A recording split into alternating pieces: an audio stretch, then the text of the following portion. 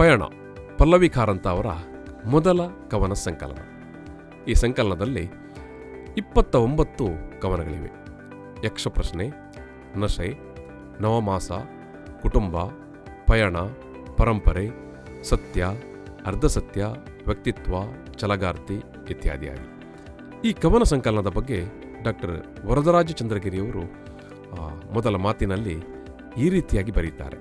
ಕೂಡು ಕುಟುಂಬದ ಸಂತೃಪ್ತಿ, ತಾಯ್ತನದ ಅನುಭವದ ಸಂಭ್ರಮ, ವೈದಿಕ ಹಿನ್ನೆಲೆಯ ಯಾಜ್ಞಿಕ ಪರಿಸರದ ಆಕರ್ಷಣೆ, ಈ ರೀತಿಯಾಗಿ ಬೆಳೆಯುವ ಪಲ್ಲವಿ ಕಾರಂತ ಅವರ ಕಾವ್ಯವಸ್ತು ಪ್ರಕೃತಿಯ ಸಹಜತೆಯ ಕಡೆಗೆ ತುಡಿಯುತ್ತದೆ.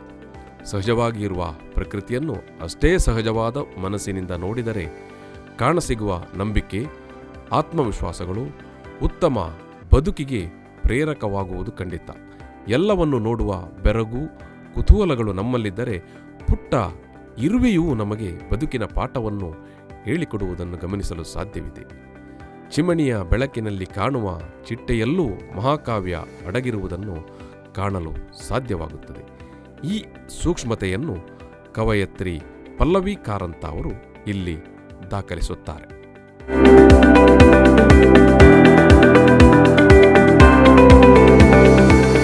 ನಮಸ್ಕಾರ. ಬುಕ್ ಟಾಕ್, ಇದು ಪುಸ್ತಕದ ಮಾತು. ಇವತ್ತಿನ ನಮ್ಮ ಮುಖ್ಯ ಅತಿಥಿ ಪಲ್ಲವಿ ಕಾರಂತ ಅವರು. ನಾನು ಈ ಒಂದು ಬುಕ್ ಟಾಕ್ ಮಾತುಕತೆಗೆ ಪಲ್ಲವಿ ಕಾರಂತ ಅವರನ್ನು ಸಮಸ್ತ ವೀಕ್ಷಕರ ಪರವಾಗಿ ಮತ್ತು ಸಮಸ್ತ ಓದುಗರ ಪರವಾಗಿ ಪ್ರೀತಿಯಿಂದ ಸ್ವಾಗತ ಮಾಡ್ತಾ ಇದ್ದೇನೆ. ನಮಸ್ಕಾರ ಮೇಡಮ್. ಇವತ್ತಿನ ಈ ಒಂದು ಮಾತುಕತೆಯಲ್ಲಿ ನಾವು ಪಲ್ಲವಿ ಕಾರಂತ ಅವರ 3 ಕೃತಿಗಳ ಬಗ್ಗೆ ಒಂದು ಸಣ್ಣ ಅವಲೋಕನ ಮಾಡಲಿಕ್ಕಿದ್ದೇವೆ. ಅವರ 3 ಕೃತಿಗಳು, ಒಂದು ಪಯಣ, ಆಮೇಲೆ ಲಯ ಅನ್ನುವಂಥ ಕವನ ಸಂಕಲನ, ರಾಗ ಅನ್ನುವಂಥ ಕವನ ಸಂಕಲನ. ಇದು 3 ಕೂಡ ಕವನ ಸಂಕಲನಗಳು.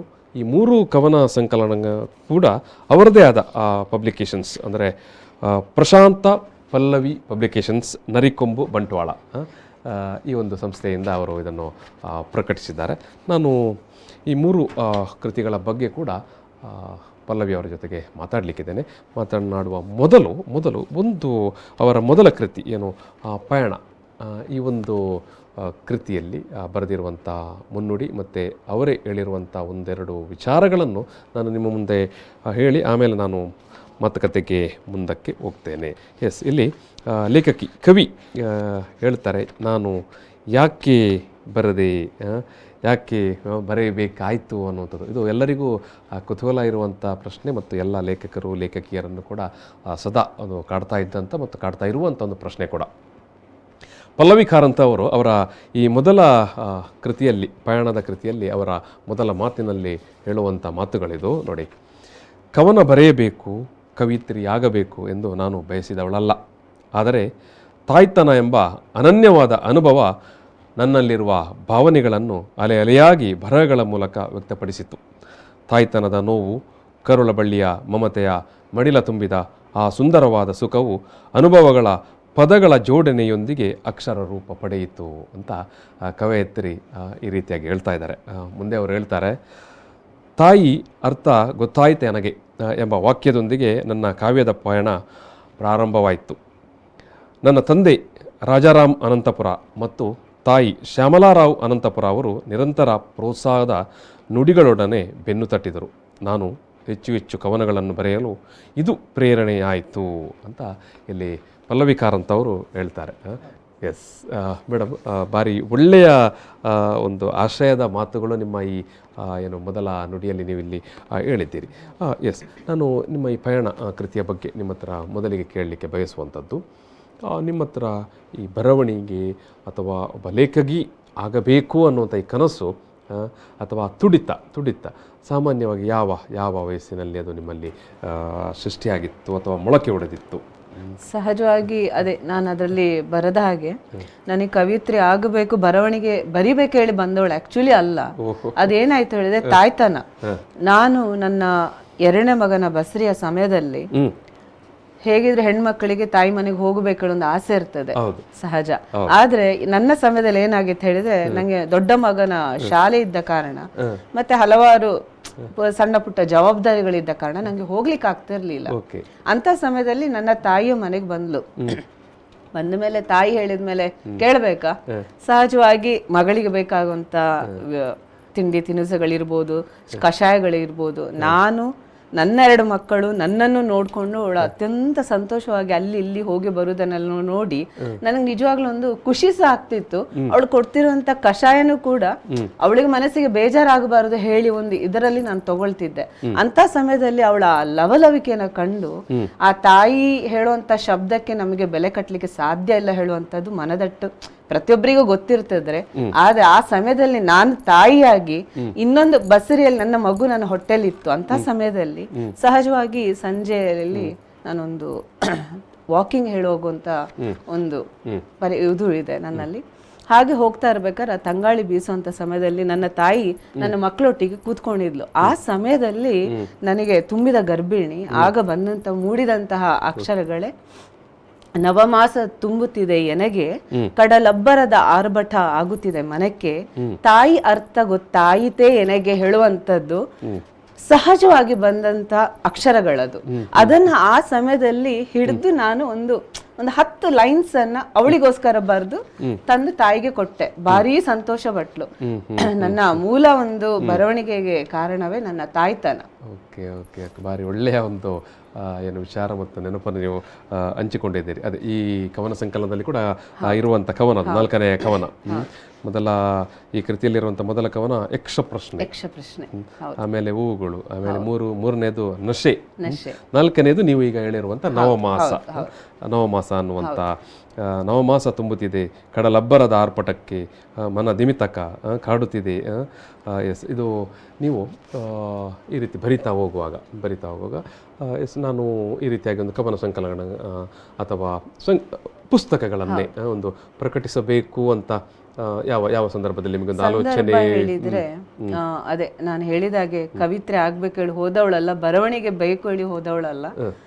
ಸಹಜವಾಗಿ ಹೆಣ್ಮಕ್ಳು ಹೇಳಿದ್ರೆ ಎಲ್ಲರೂ ಕೂಡ ಒಂದು 4 ಗೋಡೆಗಳ ಮಧ್ಯದಲ್ಲಿ ಇದ್ಕೊಂಡು ತನ್ನ ಪುಟ್ಟ ಸಂಸಾರದಲ್ಲಿ ತಮ್ಮ ಜೀವನದ ಒಂದು ಸೊಗಸನ್ನು ಕಾಣ್ತಾ ಇರ್ತಾರೆ. ಅದೇ ಸಮಯದಲ್ಲಿ ನಾ ಕೂಡ ಅದೇ ಲೆಕ್ಕ ಒಂದು ಇದ್ಕೊಂಡು ನನ್ನ ಪುಟ್ಟ ಒಂದು ಸಂಸಾರದಲ್ಲಿ ಸಂತೋಷವಾಗಿ ಪಯಣ ಮಾಡ್ತಾ ಇರುವಂತ ಸಮಯದಲ್ಲಿ ನನಗೆ ಸ್ವಲ್ಪ ಕಲೆಗಳ ಬಗ್ಗೆ ಆಸಕ್ತಿ ಜಾಸ್ತಿ. ಬರವಣಿಗೆ ಇರುವಂತದನ್ನು ಓದುವಂಥದ್ದಿರ್ಬೋದು, ಈ ಹಾಡನ್ನು ಕೇಳುವಂಥದ್ದಿರ್ಬೋದು, ಕಸೂತಿ ಕೆಲಸ, ಈ ಸ್ವಲ್ಪ ಚಂದ ಮಾಡುವಂಥದ್ದು ಮನೆ ಇದ್ರೆ ಇದು ಹಲವಾರು ಕೆಲಸಗಳೆಲ್ಲ ತುಂಬಾ ಇಷ್ಟ. ಅಂತ ಸಮಯದಲ್ಲಿ ಸಮಾನ ಮನಸ್ಥಿತಿ ಇರ್ತಕ್ಕಂಥ ನನ್ನ ಕೆಲವು ಸ್ನೇಹಿತೆಯರನ್ನ ಒಟ್ಟಿಗೆ ನಾವು ಸೇರ್ಕೊಂಡು ಶಾಸ್ತ್ರೀಯ ಸಂಗೀತಕ್ಕೆ ಸೇರ್ಕೊಂಡ್ವಿ ಕ್ಲಾಸಿಗೆ.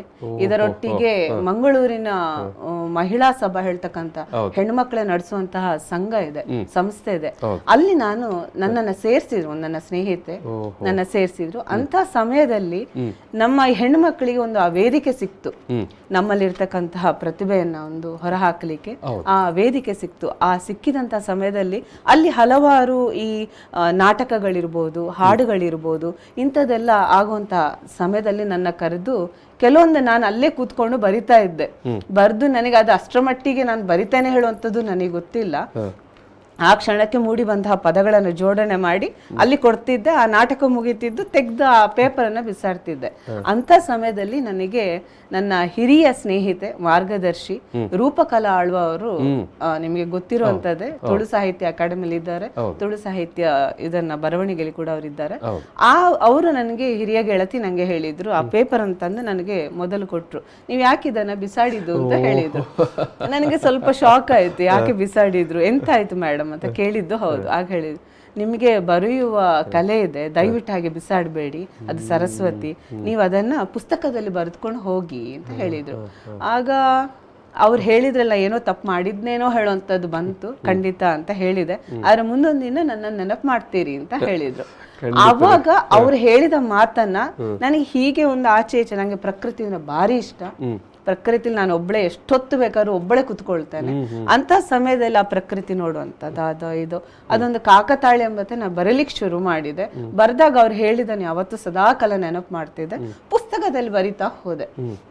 ಅವಾಗ ನನ್ನ ಬರವಣಿಗೆ ಹೇಳುವಂಥದ್ದು ಶುರುವಾಯಿತು ಅಂತ ಹೇಳಿದ್ರು ತಪ್ಪಾಗಲಾರದು.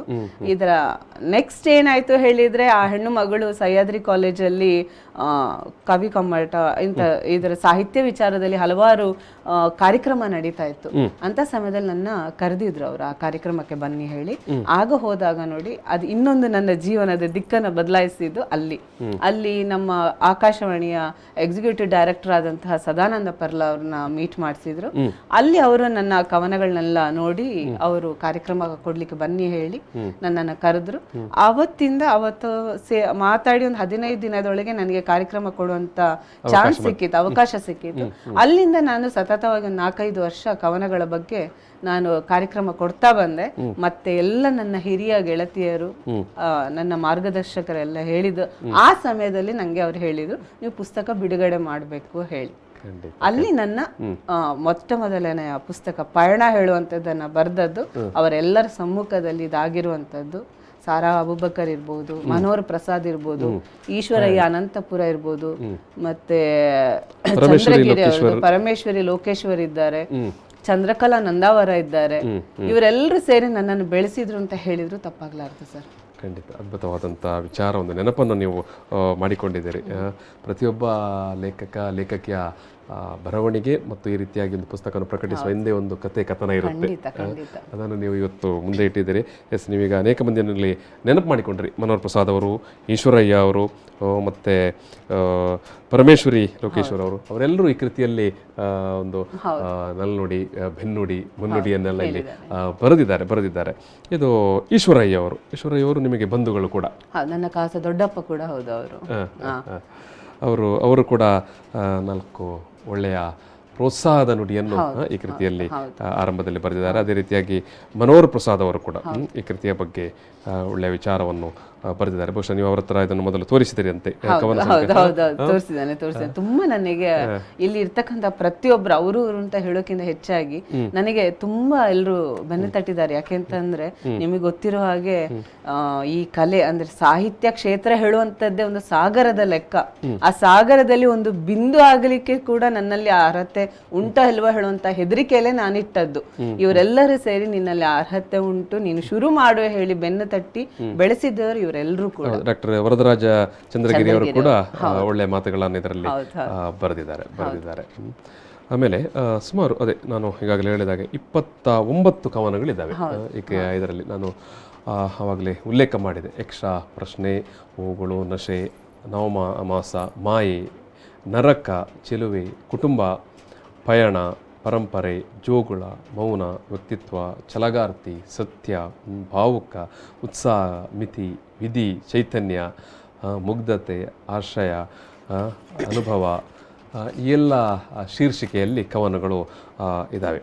ನಿಮಗೆ ಈ ಕವನದಲ್ಲಿ ನಿಮ್ಮನ್ನು ಸದಾ ಕಾಡ್ತಾ ಇರುವಂಥ ಕವನ ಯಾವುದಾದರೂ ನೀವು ಪರ್ಟಿಕ್ಯುಲರ್ಲಿ ಉಲ್ಲೇಖ ಮಾಡುವಂಥದ್ದು ಇದ್ದರೆ? ನಾನು ಉಲ್ಲೇಖ ಮಾಡೋಕ್ಕಿಂತ ಹೆಚ್ಚಾಗಿ ಇದರಲ್ಲಿ ಬರೆದಿರುವಂಥ ಪ್ರತಿಯೊಂದು ಕವನಗಳು ಕೂಡ ನಾನು ಇಷ್ಟಪಟ್ಟೆ ಬರೆದದ್ದು. ಹಾಗೆ ಅದು ಇದು ಅಂತ ಹೇಳೋಕ್ಕಿಂತ ಹೆಚ್ಚಾಗಿ ಸಹಜವಾಗಿ ಬರಹಗಾರನಿಗೆ ಕೂಡ ಪ್ರತಿಯೊಂದು ಬರಹ ಕೂಡ ತುಂಬಾ ಏನು ಇಷ್ಟದಿಂದಲೇ ಅದು ಮೂಡಿರುತ್ತೆ. ಯಾಕೆಂದ್ರೆ ಸಹಜವಾಗಿ ಏನ್ ಹೇಳ್ತಾರೆ ಅಂತಂದ್ರೆ, ಮಹಿಳಾ ಕಾವ್ಯ ಅಂತ ಹೇಳಿದಾಗ, ಮಹಿಳೆಯರು ಅಂತ ಹೇಳಿದಾಗ, ಈ ಕವನಗಳನ್ನು ಹಿಡಿದಾಗ ಸಹಜವಾಗಿ ಎಲ್ಲರೂ ಒಂದು ಬಿಂಬಿಸುದೇನು ಹೇಳಿದ್ರೆ ಮಹಿಳಾ ಕಾವ್ಯವ, ಅದರಲ್ಲಿ ಒಂದು ನೋವ ಇಲ್ಲಾರೆ ಒಂದು ಛಲಗಾರ್ತಿಯಾಗಿ ಅವಳು ಯಾವುದೋ ಒಂದು ನೋವನ್ನ ಮೆಟ್ಟಿ ನಿಂತು ತಾನು ಮುಂದೆ ಬರುವಂತದ್ದು. ಸಹಜವಾಗಿ ಮಹಿಳಾ ಕಾವ್ಯ ಹೇಳುವಂತದ್ದು ಏನಾಗ್ತದೆ, ನೋವು, ದುಃಖ, ಈ ಛಲದಿಂದ ಅವಳು ಮುನ್ನುಗ್ಗುವಂತದ್ದು. ಇದು ಸಹಜವಾಗಿ ಮಹಿಳಾ ಕಾವ್ಯದಲ್ಲಿ ಇರುವಂತದ್ದು.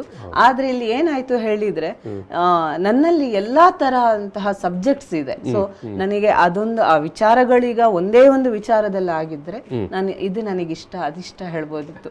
ನನ್ನ ಒಂದು ಎಂತ ಇಂಟ್ರೆಸ್ಟ್ ಆಗಿರುವಂತ ವಿಚಾರ, ನಂಗೆ ಪ್ರಕೃತಿ ನೋಡಿದ್ರೆ ಖುಷಿ ಆಗ್ತದೆ. ಪ್ರತಿಯೊಂದನ್ನು ಕೂಡ ನಾನು ಎಲ್ಲನ ನೋಡಿ ಇಲ್ಲಿ ಸುತ್ತಮುತ್ತ ಆಗುವಂತದ್ದು ಅನುಭವಿಸುವುದು ಅದೊಂದು ಕವಿಗಳಿಗೆ ಅದು ಆ ಹುಟ್ಟುಗುಣ ಹೇಳುವಂತದ ಏನೋ. ಆ ಅನುಭವಗಳು ಕಣ್ಣಲ್ಲಿ ಕಾಣ್ತಿರುವಂತಹ ಸತ್ಯಗಳನ್ನೆಲ್ಲ ನನ್ನ ಮನದೃಷ್ಟಿಗೆ ಹೇಗೆ ಸರಿ ಕಾಣ್ತದ ಅದನ್ನ ಬರೆದುಕೊಂಡು ಹೋದೆ ಸರ್. ಹಾಗೆ ನಾನು ಬರ್ದಿರುವಂತಹ ಪ್ರತಿಯೊಂದು, ಯಾಕೆಂದ್ರೆ ನಶೆ ಅಂತ ಇರಬಹುದು, ಮತ್ತೆ ಹುಣ್ಣಿಮೆ ಇರಬಹುದು, ಯಾವುದಾದ್ರೊಂದು ಕವನದ್ದು ಒಂದು 4 ಸಾಲುಗಳನ್ನು ನೀವು ಈಗ ನಮ್ಮ ಮುಂದೆ ಪ್ರಸ್ತುತಿಪಡಿಸ್ಬೇಕು ಮೇಡಮ್. ಹೇಳಲೇಬೇಕಾನ? ಹೌದು, ಹೇಳಲೇಬೇಕು.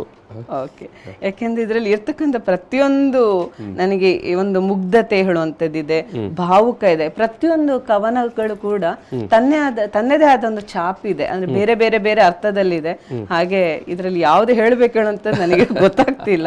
ನೀವು ಯಾವ್ದಾರು ಹೇಳಿದ್ರೆ ಅದನ್ನ ನಾನು ಹೇಳಬಲ್ಲೇನ, ಯಾಕೆ ನಂಗೆ ಎಲ್ಲವೂ ಇಷ್ಟವಾದಂಥದ್ದೇ. ಆಯ್ತು, ಈಗ ಸದ್ಯಕ್ಕೆ ಈಗ ನೀವೇ ಒಂದು ಆಯ್ಕೆ ಮಾಡಿಕೊಳ್ಳಿ. ನಾನೇ? ಹೌದಾ? ಹೌದು. ಆನಂತರ ನಾವು ಮತ್ತೆ ಲಯ ಕೃತಿಯ ಬಗ್ಗೆ ಮಾತಾಡ್ಲಿಕ್ಕಿದ್ದೇವೆ, ಆಮೇಲೆ ರಾಗ ಅನ್ನುವ ಕವನ ಸಂಕಲನದ ಬಗ್ಗೆ ಮಾತಾಡ್ಲಿಕ್ಕಿದ್ದೇವೆ. ಓಕೆ, ನಾನೊಂದು ಈಗ ಒಂದು ಕುಟುಂಬ ಹೇಳ್ತಕ್ಕಂತಹ ಒಂದು ಕವನ ಸಂಕಲನ, ಇದು ಒಂದು ಸಣ್ಣ ಪ್ಯಾರಾಗ್ರಾಫ್ ಹೇಳ್ತಾನೆ. ಕುಟುಂಬ ಶೀರ್ಷಿಕೆ: ಕರಾವಳಿಯ ಮಳೆಯ ಸೊಗಡು, ಕರಾವಳಿಯ ಮಳೆಯ ಸೊಗಡು ಆಧುನಿಕ ದೂರ. ಕರಾವಳಿಯ ಮಳೆಯ ಸೊಗಡು ಆಧುನಿಕ ದೂರ, ವ್ಯವಸಾಯ ಕರ್ಮ ಸುಯ್ಗುಟ್ಟುವ ಗಾಳಿ ಮಳೆ ಹನಿ. ಕರಾವಳಿಯ ಮಳೆಯ ಸೊಗಡು ಆಧುನಿಕ ದೂರ, ವ್ಯವಸಾಯ ಕರ್ಮ ಸುಯ್ಗುಟ್ಟುವ ಗಾಳಿ ಮಳೆ ಹನಿ. ಹಪ್ಪಳ ಸಂಡಿಗೆ ಕೆಂಡದಲ್ಲಿ ಸುಡುವ ಅಜ್ಜಿಯ ಸೆರಗಳು ಮೊಮ್ಮಕ್ಕಳ ನರ್ತನ. ಹಪ್ಪಳ ಸಂಡಿಗೆ ಕೆಂಡದಲ್ಲಿ ಸುಡುವ ಅಜ್ಜಿಯ ಸೆರಗಳು ಮೊಮ್ಮಕ್ಕಳ ನರ್ತನ. ಇದು ನಾನೊಂದು ಸಣ್ಣ ಪ್ಯಾರಾಗ್ರಾಫ್ ಹೇಳಿದಷ್ಟೇ. ಇದು ನನ್ನ ಬಾಲ್ಯದ ದಿವಸ ನೆನಪರ್ತದೆ. ಯಾಕೆಂತಂದ್ರೆ ತೊಟ್ಟಿ ಮನೆಯಲ್ಲಿ ನನ್ನ ಅಜ್ಜಿ, ತಂದೆಯ ತಾಯಿಯವರು ಈ ಹಪ್ಪಳ, ಗುಜ್ಜೆ ಹಪ್ಪಳ ಇದೆಲ್ಲ ಮಾಡ್ತಾ ಇದ್ವಿ. ಅಂತ ಸಮಯದಲ್ಲಿ ಜೋರು ಮಳೆ ಬರ್ತಾ ಇತ್ತು. ಆ ತೊಟ್ಟಿ ಮನೆಯಲ್ಲಿ ಕೂತ್ಕೊಂಡು ಆ ಮಳೆಯ ಒಂದು ಆ ಸೊಗಡನ್ನ ನೋಡುದು, ಅನುಭವಿಸುವುದೇ ಬೇರೆ. ಈ RCC ಮನೆಯಲ್ಲಿ ಬರುವಂತಹ ಮಳೆಯ ಒಂದು ನಿಮಗೆ ಗೊತ್ತಿದೆ, ಅದು ಹೆಚ್ಚು ಹೇಳ್ಬೇಕು ಅಂತ ಇಲ್ಲ. ಈಗಿನ ಮಕ್ಕಳಿಗೆ ಆ ಸೊಗಡನ್ನು ಅನುಭವಿಸ್ಲಿಕ್ಕೆ ಇಲ್ಲ ಹೇಳುವಂತದ್ದು ಹೇಳ್ತಾನೆ. ಯಾಕೆ ಬರುವಾಗ ಆ ತೊಟ್ಟಿ ಮನೆಯಲ್ಲಿ ಅದರ ಕಂಪು ಅದ 4 ಬದಿಯಿಂದ ಅಲ್ಲಿ ಬರುವಂತ ನೀರುಗಳು, ಆ ತೊಟ್ಟಿ ಮನೆಯಲ್ಲಿ ಆ ಹಂಚು, ಅಲ್ಲಿ ಅಜ್ಜಿ ಮಾಡುವಂತಹ ಒಲೆಯಲ್ಲಿ ಮಾಡುವಂತಹ ಈ ಕೆಂಡದಲ್ಲಿ ಮಾಡುವಂತಹ ಹಪ್ಪಳ ಇರ್ಬೋದು, ಅಲ್ಲಿ 2 ಸಣ್ಣ ಸಣ್ಣ ಬೆಕ್ಕಿನ ಮರಿಗಳು ಬರುವಂತದ್ದು, ನಾವೊಂದಿಷ್ಟು ಮಕ್ಕಳು ಹೋಗುದಲ್ಲಿ, ಅದೆಲ್ಲ ಆ ನೆನಪು, ಒಂದು ಹಳ್ಳಿಯ ಸೊಗಡು. ಆ ಸೊಗಡು ನನಗೆ ಭಾರಿ ಇಷ್ಟವಾದಂತಹ ಸೊಗಡು. ಅದು ಯಾವತ್ತು ಹಾಗೆ ಅದೊಂದು ನಾನೊಂದು ನಿಮಗೆ ಒಂದು ಹೇಳಿದ್ದು. ಹಾಗೆ ನಶೆ ಇರಬಹುದು, ಮಾಯೆ ಇರಬಹುದು, ಒಂದು ರಾತ್ರಿ ಹಗಲೆನ್ನದ ಕುಡಿಯ ಬಗ್ಗೆ ಮಮಕಾರ, ಸುತ್ತಲಿರುವ ಸಂಕಟವನ್ನ ಲೆಕ್ಕಿಸದ ಒಳಶಕ್ತಿ. ಅಂದ್ರೆ ಈ ಮಾಯೆ ಹೇಳ್ತಕ್ಕಂಥದ್ದು ಒಂದು ಕುಟುಂಬದಲ್ಲಿ, ಈ ಒಂದು ನಮಗೀಗ ಒಂದು ತಂದೆ ತಾಯಿ ಮಮಕಾರ, ಇದೊಂದು ಬಾಂಧವ್ಯ ನಮಗೆ ಬೆಸೆದ ಹಾಗೆ ಒಂದೊಂದು ನಮಗೆ ಕನೆಕ್ಟ್ ಆಗಿ ಹೋಗ್ತದೆ. ಆ ಕನೆಕ್ಷನ್ ಹೇಗೆ ಹೇಳುವಂಥದ್ದು ಮೂಲ ಹುಡುಕ್ಲಿಕ್ಕೆ ಸಾಧ್ಯ ಇಲ್ಲದಿದ್ರು ಅದಕ್ಕೆ ನಾನೊಂದು ಮಾಯೆ ಅಂತಾನೆ ನಾನು ಅದಕ್ಕೆ ಹೆಸರಿಟ್ಟು ಅದನ್ನ ಬರವಣಿಗೆನ ಬರೆದಿದ್ದೇನೆ. ಬದುಕೆಂಬ ಮಾಯೆ ಅಂತ. ಎಸ್, ಮನೆ. ಹಾಗೆ ಒಂದು ಚೆಲುವೆ ಅಂತ ಹೇಳಿ ಬರೆದಿದ್ದೇನೆ. ತೃಪ್ತಿಯ ಚಿತ್ತ, ಪಯಣ ಹೇಳುವಂಥದ್ದು ಕೆಲವೊಂದು ವಿಚಾರದಲ್ಲಿ ಒಂದು ದಿಕ್ಸೂಚಿ ಇಲ್ಲದಂತಹ ವ್ಯರ್ಥ ಜೀವನ ಕರ್ಮ, ಮರ್ಕಟ ಕಾರ್ಯ ಘರ್ಜಿಸಿ ಪ್ರಜ್ವಲಿಸಿ ಬಾಡುವ ಆರ್ಭಟ ಹೇಳಿ ಕೆಲವೊಂದು ಒಂದೊಂದು ಸಬ್ಜೆಕ್ಟ್, ಒಂದೊಂದು ವಿಚಾರನ ಹಿಡಿದು ಬರೆದಿರುವಂತಹ ಈ ಕವನಗಳಿದು. ಈ ಕವನದಲ್ಲಿ ಆಗುವಂತಹ ಪಯಣ ತುಂಬಾ ಉಂಟು. ಅದು ಹೇಳಲಿಕ್ಕೆ ಹೋದ್ರೆ ಅದು ಹೇಳಲಿಕ್ಕೆ ಸಮಯದ ಅವಕಾಶ ಉಂಟೋ ಎಲ್ಲೋ ಗೊತ್ತಿಲ್ಲ. ಮತ್ತೆ ಪರಂಪರೆ, ಇನ್ನೊಂದು ಕವನವನ್ನು ನೀವು ಹೇಳ್ಬಹುದು. ಹೌದಾ? ಓಕೆ, ನಾನು ಹೇಳ್ತೇನೆ. ಮೌನ ಹೇಳುವಂಥದ್ದು ನಾನು ಅತ್ಯಂತ ಇಷ್ಟಪಡುವಂತಹ ಒಂದು ವಸ್ತು, ಅಂದ್ರೆ ಒಂದು ಭಾವನೆ ಅದು. ಮೌನ ಹೇಳುವಂಥದ್ದು ಎಷ್ಟು ಹೊತ್ತು ಬೇಕಾದ್ರೂ ಕೂಡ ಮೌನ ಅಂತ ಹೇಳಿದ್ರೆ ಎಷ್ಟೋ ಜನಕ್ಕೆ ಎಂತ ಮೌನದಲ್ಲಿ ಏನಿದೆ ಹೇಳ್ತಾರೆ. ಆದ್ರೆ ಮೌನದಲ್ಲಿ ಇರ್ತಕ್ಕಂತಹ ಶಕ್ತಿ ಅನುಭವಿಸಿದವರಿಗೆ ಗೊತ್ತಿರ್ತದೆ. ಪ್ರಕೃತಿಲಿ ಹೋಗಿ ಕೂತ್ರೆ ಆ ಪ್ರಕೃತಿಲಿ ಇರ್ತಕ್ಕಂತಹ ಮೌನ ಕೂಡ ನಮ್ಗೆ ಅರ್ಥ ಆಗ್ತದಂತೆ. ನಾವು ಮೌನ ಇದ್ದಾಗ ಇನ್ನೊಬ್ಬರ ಮೌನ ಏನು ಹೇಳುವಂತದ್ದು ಅರ್ಥ ಆಗ್ತದೆ ಅಂತ ಹೇಳ್ತಾರೆ. ಹಾಗೆ ಪ್ರಕೃತಿಯಲ್ಲಿ ಕೂತಾಗ ನನಗೆ ಆದಂತಹ ಈ ಮೌನದ ವಿಚಾರದಲ್ಲಿ ನಾನೊಂದು ಈಗ ನಿಮ್ಮ ಅದರಲ್ಲಿ ಹೇಳ್ತಾನೆ. ಕವನದ ಶೀರ್ಷಿಕೆ ಮೌನ.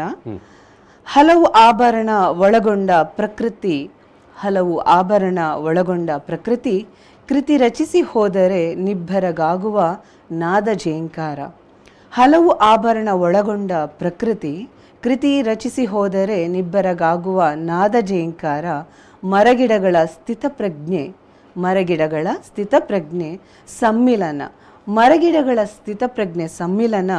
ಗಾಳಿ ಬಿರುಗಾಳಿಗೆ ಎದೆ ಒಡ್ಡಿ ನಿಂತ ರೀತಿ ತುಲನೆ ಮಾಡಲು ಅದೇ ಮೌನ. ಗಾಳಿ ಬಿರುಗಾಳಿಗೆ ಎದೆ ಒಡ್ಡಿ ನಿಂತ ರೀತಿ ತುಲನೆ ಮಾಡಲು ಹೋದರೆ ಅದೇ ಮೌನ.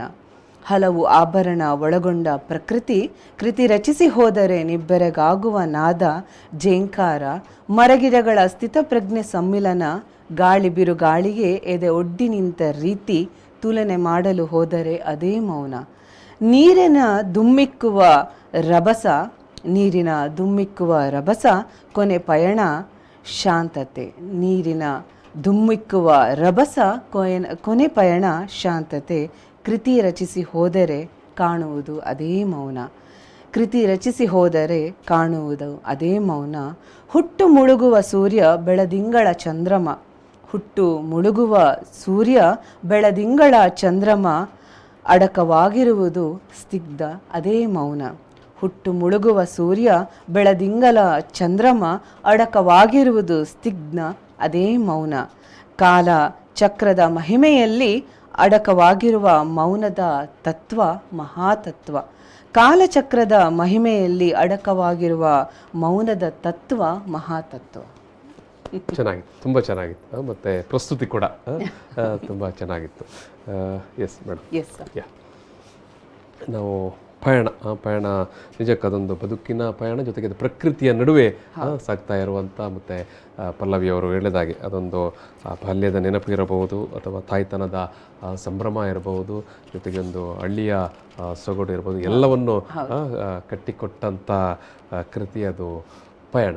ತುಂಬ ಚೆನ್ನಾಗಿ ಪಯಣ ಅನ್ನುವಂಥ ಈ ಕೃತಿಯಲ್ಲಿ ಪಲ್ಲವಿ ಕಾರಂತ ಅವರು ಅವರ ಮೊದಲ ಏನು ಕವನ ಸಂಕಲನಗಳ ಕೃತಿ ಆದರೂ ಕೂಡ ಅದ್ಭುತವಾಗಿ ಮತ್ತು ಇಡೀ ಒಂದು ಕಾವ್ಯ ಲೋಕ ಒಮ್ಮೆ ಕಣ್ಣರಳಿಸಿ ನೋಡುವಂಥ ಕೃತಿ ಇದು. ಎಸ್, ಖಂಡಿತ ನಾನು ಈ ಒಂದು ಮಾತುಕತೆಯನ್ನು ಸಮಾಪನ ಮಾಡಬೇಕಾಗುತ್ತೆ. ನಾನು ಅವರ ಇನ್ನೊಂದೆರಡು ಕೃತಿಗಳಿದ್ದಾವೆ, ಅದನ್ನು ನಾವು ಮುಂದಿನ ಸಂಚಿಕೆಯಲ್ಲಿ ಮಾತಾಡ್ತೇವೆ. ಪಯಣದ ಬಗ್ಗೆ ಈ ಒಂದು ಮಾತುಕತೆಯಲ್ಲಿ ನಮ್ಮ ಜೊತೆಗೆ ಇವತ್ತಿನ ಬುಕ್ ಟಾಕ್ ಈ ಒಂದು ಪುಸ್ತಕ ಮತ್ತು ಈ ಒಂದು ಕಾರ್ಯಕ್ರಮದಲ್ಲಿ ಭಾಗಿಯಾಗಿ ಅವರ ಕೃತಿಗಳ ಬಗ್ಗೆ, ಅವರ ಅನುಭವದ ಬಗ್ಗೆ, ಮತ್ತು ಅವರು ಕವಿಯಾದ ಒಬ್ಬ ಕವಯತ್ರಿಯಾದಂಥ ವಿಚಾರವನ್ನು ನಮ್ಮ ಜೊತೆಗೆ ಹಂಚಿಕೊಂಡಿದ್ದಾರೆ. ಅದಕ್ಕೆ ನಾನು ಅವರಿಗೆ ಮತ್ತೊಮ್ಮೆ ಅಭಿನಂದನೆಯನ್ನು ಸಲ್ಲಿಸ್ತಾ, ಅವರ ಪಯಣ ಈ ಒಂದು ಕೃತಿಯನ್ನು ನೀವೆಲ್ಲರೂ ಓದಬೇಕು ಅಂತ ಈ ಸಂದರ್ಭದಲ್ಲಿ ಅವರ ಪರವಾಗಿ ನಾನೊಂದು ಆಶಯವನ್ನು ವ್ಯಕ್ತಪಡಿಸ್ತಾ ಇದ್ದೇನೆ. ಮೇಡಮ್, ಈ ಒಂದು ಮಾತುಕತೆಯಲ್ಲಿ ಭಾಗಿಯಾದದಕ್ಕೆ ನಿಮಗೆ ಪ್ರೀತಿಪೂರ್ವಕ ಧನ್ಯವಾದಗಳು. ವೀಕ್ಷಕರೇ, ಒಂದು ಬುಕ್ ಟಾಕ್ ಇದು ಪುಸ್ತಕದ ಮಾತುಕತೆಯಲ್ಲಿ ಸಮಾಪನ ಮಾಡ್ತಾ ಇದ್ದೇನೆ. Thank you.